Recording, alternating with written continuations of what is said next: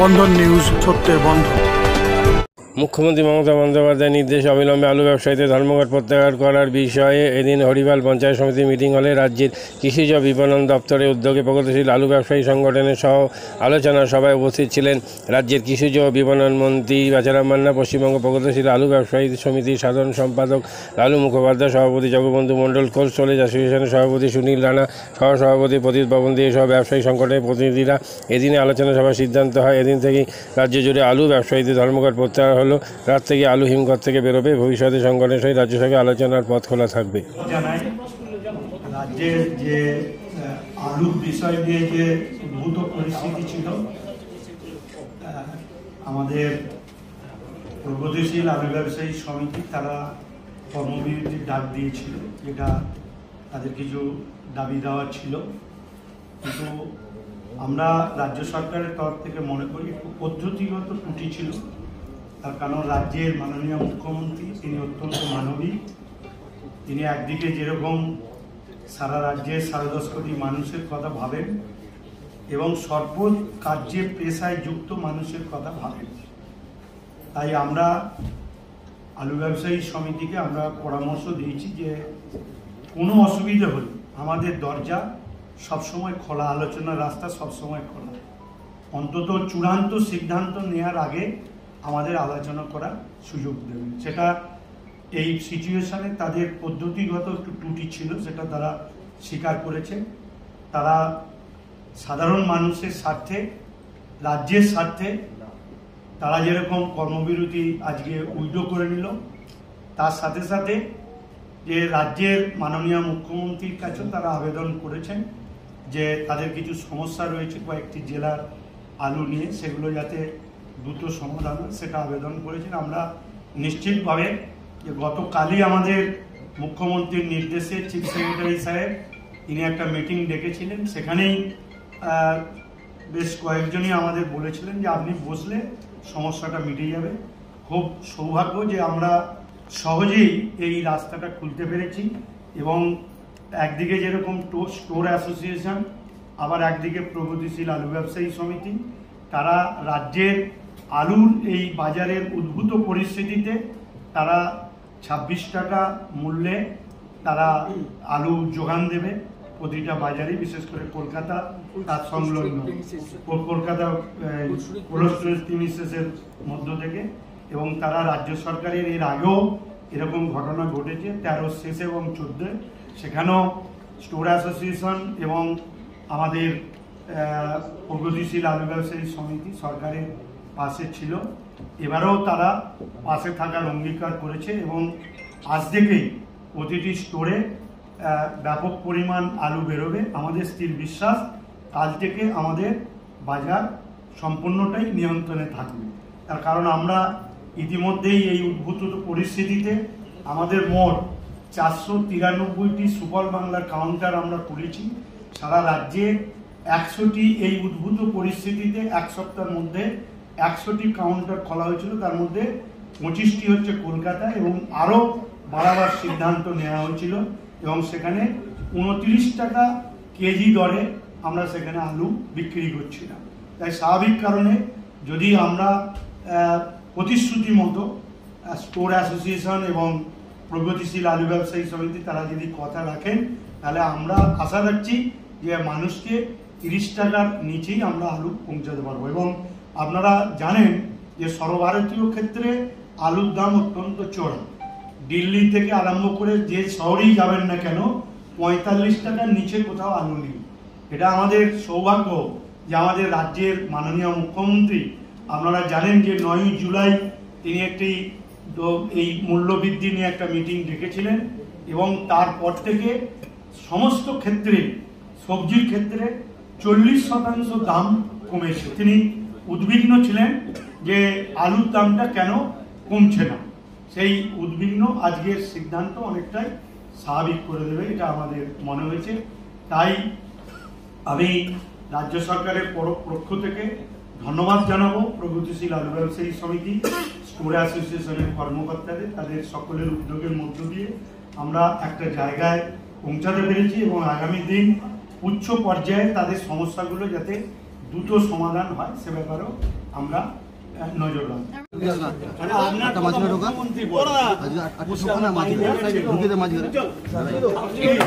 পিন্টু লাইটটা দে না।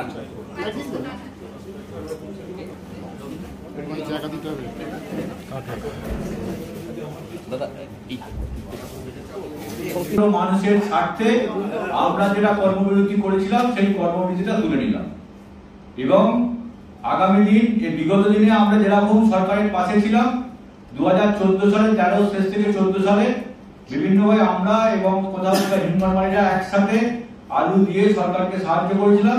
সরকার যদি সেরকম কোন রকম পদক্ষেপ নেয় আমরা সরকারের সাথে সেই সাথে আছি এবং মাননীয় মুখ্যমন্ত্রীর পাশেই আছি। আর এর সাথে সাথে আজকের সভা থেকে আমরা মাননীয় সরকারের কাছে আবেদন করব আমাদের যে যে জেলায় আলুগুলো বাইরে যায় বিশেষত বর্ধমান, বিশেষত বাঁকুড়া, মেদিনীপুর, বীরভূম, মুর্শিদাবাদ, বর্ধমানের একাংশে এবং উত্তরবঙ্গ, এই যে আলুগুলো বহির্রাজ্যে যায় সেটাও যাতে স্বাভাবিকভাবে থাকে সেই জন্য আমরা মাননীয় সরকারের কাছে আজকে জানাবো। কি আলোচনা হলো আপনাদের মধ্যে? কেন এতদিন ধরে আটকে ছিল, কি বললো? আমাদের আলোচনার বিষয়বস্তু যেটা ছিল আমি খুলে বললাম এইটুকুই। আমরা সেই জন্য আমাদের কর্মবিরতিটা প্রত্যাহার করি। আমাদের যে দাবিগুলো ছিল সেই দাবিগুলোর সাথে সরকার অনেক সরকারি বিভাগীয় মন্ত্রী ছিলেন, ওনার সাথে উনি সহানুভূতির সাথে বিবেচনা করবেন এটুকু আশ্বাস আমরা ওনার কাছে পেয়েছি। আমরা এতে আমরা খুশি। আপনাদের কি দাবি ছিল এবং সেটা কি কর্মবিরতি করতে হয়েছিল? আমরা কর্মবিরতি আমাদের যে বিভিন্নভাবে যে আমাদের গুণগত মান যে আলুটা বহির্রাজ্যে যাওয়ার ক্ষেত্রে অসুবিধা হয়, চিফ সেক্রেটারির ঘরে একটা মিটিং হয়েছে এবং সেই মিটিংয়ে এই আলুর অস্বাভাবিক পরিস্থিতির জন্য উনি আমাদের ডেকেছিলেন এবং সেখানে এনাদের যে কর্মবিরতি চলছিল সেসব ব্যাপারেও দীর্ঘ আলোচনা হয়েছিল। কিন্তু সেখান থেকেই আমরা আমাদের স্টোর তরফ থেকে যতটুকু যেভাবে সাহায্য করা যায় সেটা নিয়েও আলোচনা হয়েছে। আর সঙ্গে সঙ্গে আমি জানাচ্ছি যে সেখানে আমরা ঠিক করেছিলাম যে আজ এখানে সকলের মধ্যে বসে এবং আমরা ব্যবসায়ী সমিতির লোকজনদের ডেকে একটা আলোচনা করব। যে আলোচনা ওনাদের এ থেকে আমরা যেটা পেয়েছি এবং ওনারা সাড়া দিয়েছেন এবং ওনারা বলার পর আমাদের মাননীয় মন্ত্রীর উপস্থিতিতে আমরা সকলের মধ্যে আলোচনা করে আজকে যেটা পেলাম ওনারা কর্মবিরতি তুলে নিয়েছেন এবং আমরা যে যৌথভাবে যে আলু দিয়ে গভর্নমেন্টকে ইতিপূর্বে সাহায্য করেছিলাম সেইভাবে আবার সাহায্য করব যাতে মার্কেটের একটা অস্বাভাবিক কিছু উচ্চ ভাব না আসে, সেটাকে যাতে স্বাভাবিক রাখা যায় সেটাকে আমরা চেষ্টা করব, এইটুকু আমি বলছি।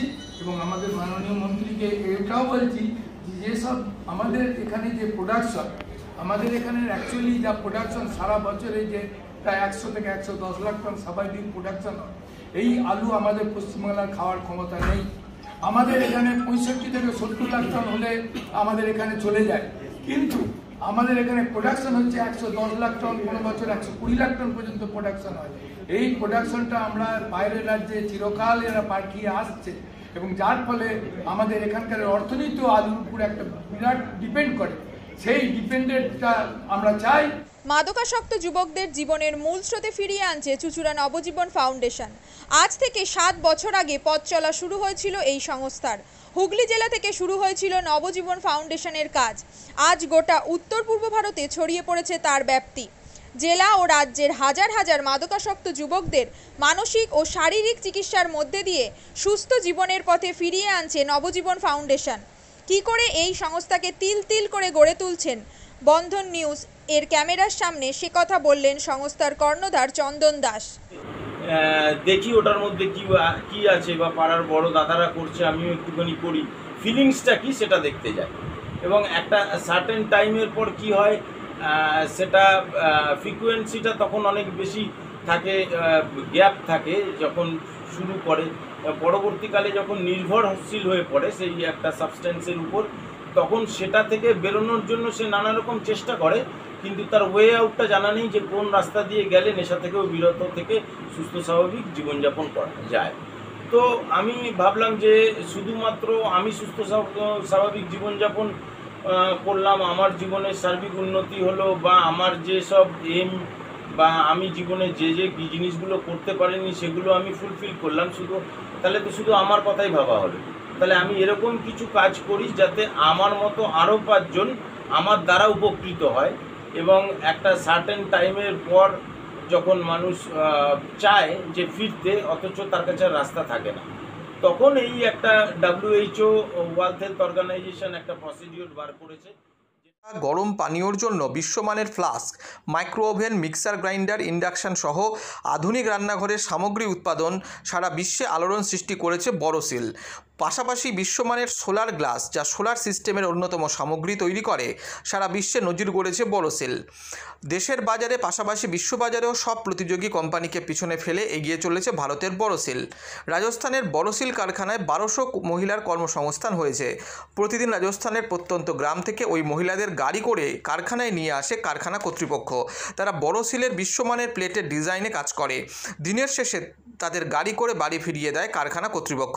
কর্মসংস্থানের এই বেনজির দৃষ্টান্তের জন্য বোরোসিল কোম্পানিকে কুর্নিশ জানায় ভারতবাসী।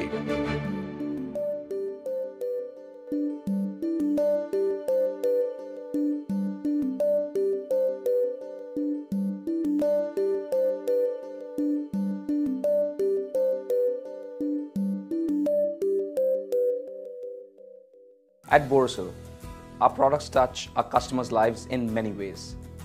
Our philosophy is simple: understand the evolving needs of our customers and deliver solutions to meet them.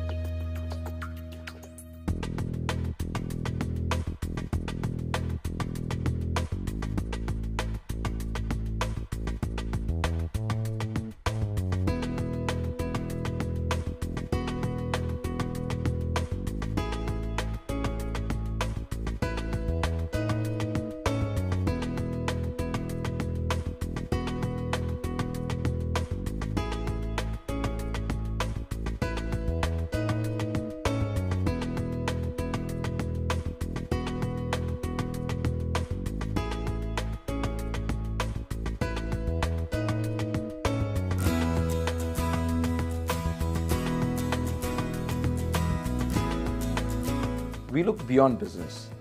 We promote green energy as well as provide healthcare and education for the underprivileged. In fact, this has been our heritage at Borosil.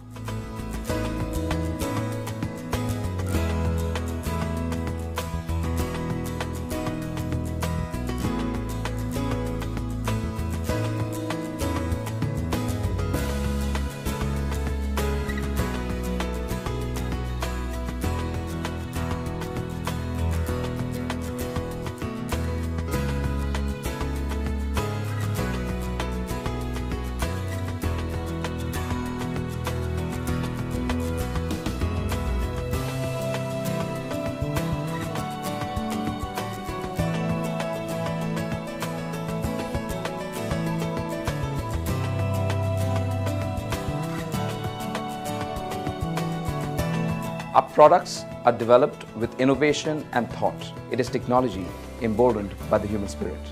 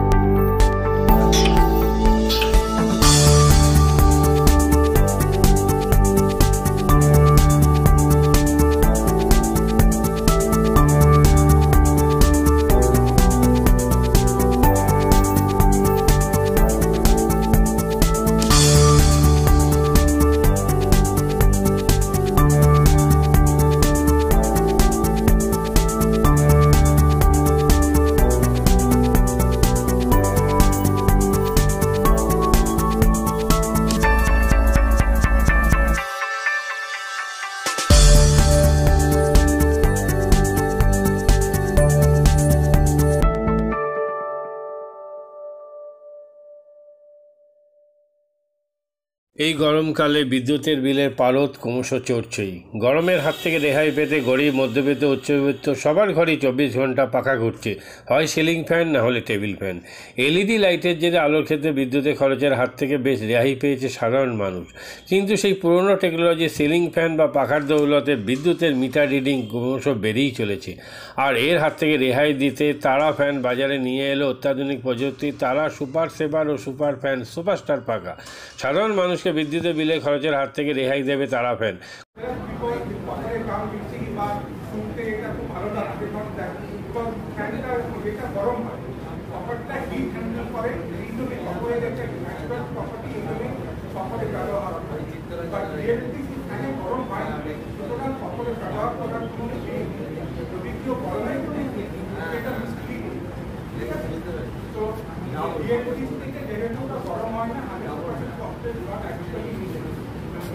Top number one BLDC fan in India. I don't have to.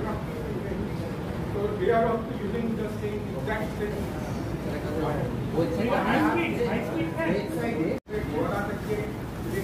কোথায় আমরা আমাদের ছোট থেকে বড় জিনিস কি করতে পারি যেটা থেকে মানে এনভায়রনমেন্টাল একটা ইম্প্যাক্ট হবে। তো আমরা আমাদের প্যাকেজিং এ স্টাইরোফোমটা কমপ্লিট শুনে গেছি। আমাদের কোনো প্যাকেজিং এ স্টাইরোফোম নেই। আর ভবিষ্যতে আমরা যে যথেষ্ট আমাদের চেষ্টা যে আমরা প্লাস্টিকটাও আস্তে আস্তে কমিয়ে দেবো বা মিনিমাইজ করবো যতটা আমরা পারবো আমাদের ক্ষমতা আমরা মানে প্লাস্টিকটাও ইয়ে করে দেবো সাইকেল। এই মুহূর্তে যেটা আমরা যে প্যাকেজিং এটা করছি recycle packaging paper board packaging আর রিসাইকেল